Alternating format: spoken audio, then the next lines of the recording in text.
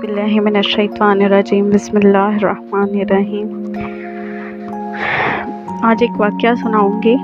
हज़रत आरिफ रूमी फरमाते हैं रज़ी अल्लाह ताला अन्हु फरमाते हैं कि जिस इंसान से इंसान को मोहब्बत होती है ना, उसका नाम ख्वाब में भी ले लिया जाए तो वह चौंक जाता है। वो हज़रत आरिफ रूमी फरमाते हैं कि एक बंदा बीमार हो गया, इतना बीमार हुआ कि वो कोमा में चला गया। तो उन्होंने बहुत सारे तबीब को दिखाया, बहुत कुछ किया, लेकिन वो ठीक नहीं हो पा रहा था। तो उन्होंने उसका बाप काफ़ी अमीर था। उन्होंने ना एक बहुत बड़े तबीब को बुलाया। उन्होंने कहा कि जी इसको देखें, इसको क्या है। उन्होंने देखा तो उन्होंने फरमाया कि ये ना किसी से मोहब्बत करता था, ये उससे बिछड़ गया है। तो वो बोले कि हमें तो ये पता ही नहीं कि किससे मोहब्बत करता था,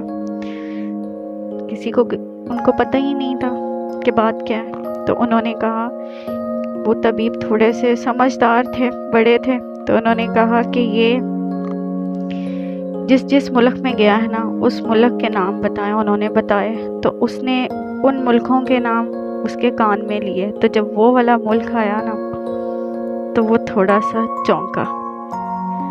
फिर उन्होंने कहा कि उस मुल्क में जितने शहर हैं ना, उन शहरों के नाम बताएं। उन्होंने बताए, उन्होंने वो नाम उसके कान में लिए तो वो थोड़ा और चौंका। तो जब उन्होंने फिर फरमाया, बोले कि अब उस मुल्क में, उस शहर में जितने मोहल्ले आते हैं ना, उनका नाम लिए। उन्होंने उनका नाम बताए तो उन्होंने वो नाम लिए। तो जब उस मोहल्ले का नाम आया ना, तो फिर उसने हाथ भी हिलाए, पाँव भी हिलाए, आंखें भी झपकी। तो उन्होंने जब उस मोहल्ले का नाम लिया, तो फिर उस तबीब ने कहा कि उस मोहल्ले के लोगों को बुलाया जाए, उस मोहल्ले से फहरिस्त बुलाई जाए। चनाचे उस मोहल्ले से बुलाया गया। जब आया ना वो वाला मोहल्ला, उस मोहल्ले की क्या है निशानी, शहर बगदाद दे टुकड़े मंगसा करसा मीरा मीरा। शहर बगदाद का जब नाम आया तो वो हिला, वो चौंका। और उस मोहल्ले से जब फहरिस्त आई तो लोगों के नाम लिए गए।